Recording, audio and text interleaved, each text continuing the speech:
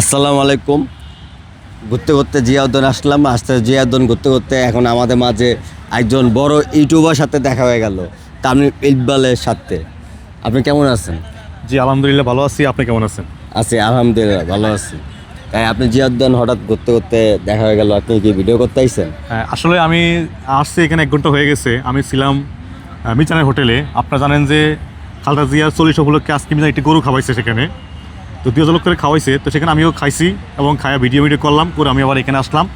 এখানে আমি প্রতিদিন একবার হলো আসি, কারণ ঢাকা শহরে আপনার এরকম নীরব জায়গা কোথাও পাওয়া যায় না তেমন একটা।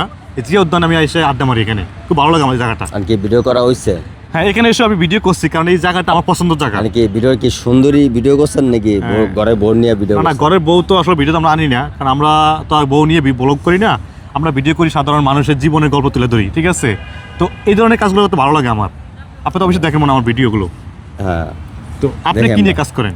আমি সব ধরনের ভিডিও করি, ঠিক আছে। তো আপনি কি কোন টপিকটা বেশি পছন্দ করেন? আপনি কাজ করতে ভালো লাগে আপনার? কারণ ফানি ভিডিও, তারপর মানবতার ভিডিও, তারপরে গান টান এডি, তারপর নাচ গান, তারপরে সুখে দুঃখে কথা, এইসব নিয়ে ভিডিও করি। আর মানবিক কাজটা আমার খুব পছন্দ এই কারণে, কারণ আমাদের দেশে অনেক অসহায় মানুষ আছে। যদি পাশে দালানের মতন লোক থাকতো তাহলে আমাদের দেশে গরিব থাকতো না। কিন্তু আমাদের দেশে অনেক লোক না খেয়ে থাকে। তো আমরা সবাই যদি সব জায়গা থেকে ওদেরকে 1 বেলা করে ভাত খাওয়াই, তাহলে 3 বেলা ভাত খেতে পারে, ঠিক না? তো অসহায় মানুষের পাশে আমার দাঁড়ানো দরকার সবাই। এটা আপনার আমার সবার দাঁড়ানো দরকার। তো আশা করি আপনিও মানবিক কাজ করবেন এবং মানুষের পাশে দাঁড়ানোর চেষ্টা করবেন, ইনশাল্লাহ। জি, ধন্যবাদ। আমরা সবাই খারাপ।